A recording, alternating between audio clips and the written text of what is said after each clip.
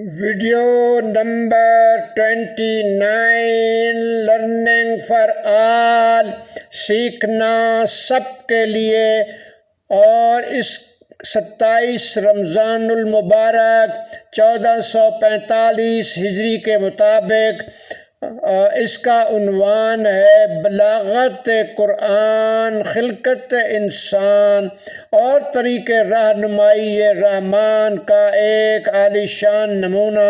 روز اول سے لے کر روز محشر تک کے پروگرام کی صرف 2 آیات میں تلخیص، اور وہ 2 آیات ہیں سورہ زمر آیات 6 اور 7۔ فرمانے باری تعالیٰ ہے خلقکم من نفس واحدۃ ثم جعل منها زوجها وانزل لكم من الانعام ثمانية ازواج يخلقكم في بطون امهاتكم خلقا من بعد خلق في ظلمات الثلاث ذلكم الله ربكم له الملك لا الہ الا هو فأنا تصرفون۔ اس نے تمہیں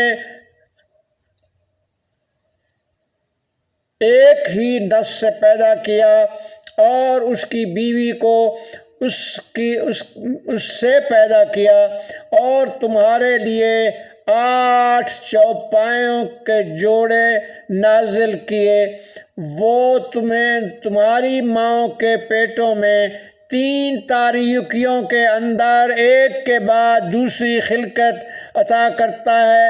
یہ ہے تمہارا پروردگار اللہ، اس کے سوا کوئی معبود نہیں۔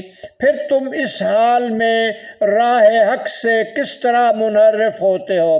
اس سے اگلی آیت ہے ان تکفروا فإن اللہ غنی عنکم ولا يرضى لعباده الكفر وإن تشكروا يرضه لكم ولا تزر وزر أخرى ثم إلى ربكم مرجعكم فينبئكم بما كنتم تعملون انہ علیم بذات الصدور۔ اگر تم کفران کرو گے تو اللہ تم سے بے نیاز ہے، اور وہ اپنے بندوں کے لیے کبھی بھی کفران کو پسند نہیں کرتا، اور اگر تم اس کا شکر کرو گے تو وہ اسے تمہارے لیے پسند کرتا ہے، اور کوئی گناہ گار کسی دوسرے کا گناہ اپنے کندھے پر نہیں اٹھائے گا۔ اس کے بعد تم سب کی واپسی تمہارے پروردگار کی طرف ہے، اور جو کچھ تم انجام دیا کرتے تھے وہ تمہیں اس سے آگاہ کرے گا، کیونکہ جو کچھ سینوں میں ہے وہ اس سے آگاہ ہے۔ اب ذرا اس پر اگر غور کریں تو آپ کو یہ معلوم ہوگا کہ سلسلہ پیدائش کے لمحہ اول سے لے کر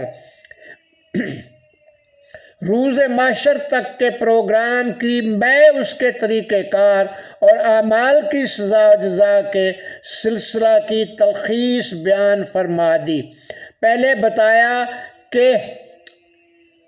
پہلے یہ فرمایا کہ تمہیں جو ہے وہ پیدا کیا ہے، کس سے؟ پیدائش تک نومولود کو کن مراحل سے گزارا۔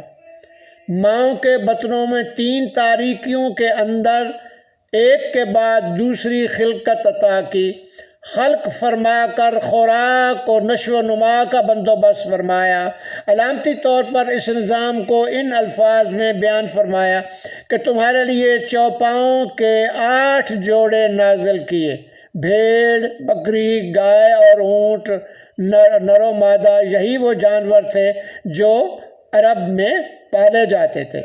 سورہ انعام آیات 144 اور 143 میں بھی ان چوپایوں کا ذکر موجود ہے۔ پھر فرمایا کہ یہ ہے تمہارا پروردگار اللہ، جس کے سوا کوئی معبود نہیں۔ پھر راہ حق سے کیوں انحراف کرتے ہو؟ کیوں کفران نعمت کرتے ہو؟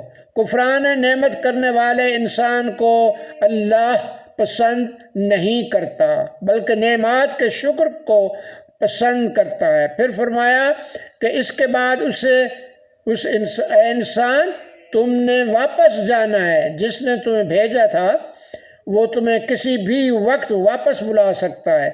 انسان جو کچھ انجام دے گا اللہ اسے روز حساب اس سے آگاہ کرے گا، اس سے کوئی بات چھپی نہیں، کیونکہ جو کچھ انسان کے سینے میں ہے خالق و مالک اس سے بخوبی آگاہ ہے، اور یہ ہے ہمارا اللہ۔